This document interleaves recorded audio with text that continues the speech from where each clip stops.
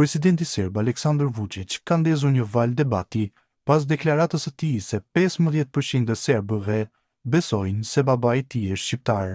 Ky pohim që u përhap gjërësisht në mediat rajonale lidhur me teorinë konspirative për babain e tij biologjik, gazetarin shqiptar nga Kosova, Fahri Musliu, Vučić e ka mohuar me forcë duke shpërndarë një video me babain e tij të deklaruar, Angelo Vučić, dhe e shprehur se akuzat janë sulme personale me motive politike. Musliu prej vitesh është subjekt sulmesh mediatike që prekin pikërisht prej pretendimeve për paternitet. Sipas tij, emri i tij është përdorur në fushata shpifse pa prova konkrete, ndërsa ai vetë konsideron këtë etiketim si keqpërdorim politik. Reagimet ndaj deklaratës së Vučić janë të përzierë. Disa e shohin si manovër për të mobilizuar mbështetësit etnik serb, ndërsa të tjerë paralajmërojnë se ky lloj retorike mund të nxjisë tensione në Ballkan. Në një klim tashmë të ndjeshme ballkanike, një pretendim i tillë personal ka potencial të shndërrohet në çështje politike dhe identitare serioze. Presidenti i Serbisë Aleksandar Vučić deklaroi në Beograd se Kroacia dhe Slovenia kanë qenë mbështetësit kryesore të propozimit për heqjen e sanksioneve të Bashkimit Evropian ndaj Kosovës, ndërsa Franca dhe Hungaria janë kundërvënë.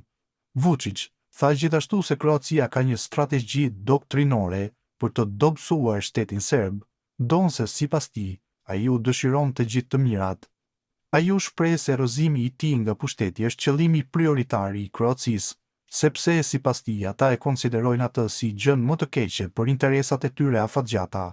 Sipas Vučić, kjo gjithashtu nuk kupton se ai është gjëja më e mirë për Serbinë. Unë dëshiroj atyre vetëm të mirën. Jam i bindur se Serbia dhe Kroacia do të duhet të kenë marrëdhënie shumë më të mira në të ardhmen, shtoi ai, raporton media kroate Direkt No.